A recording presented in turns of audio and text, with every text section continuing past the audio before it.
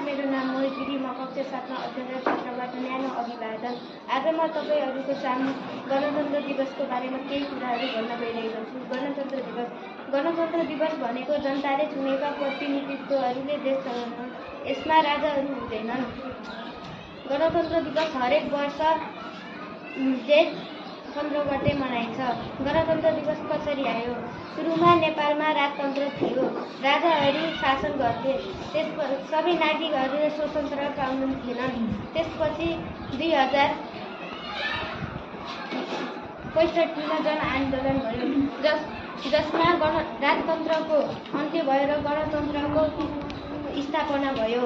गणतन्त्रका विशेषताहरू: सबै नागरिकहरू बराबर हुन्छन्। नागरिकले नै नेताहरू चुन्छन्।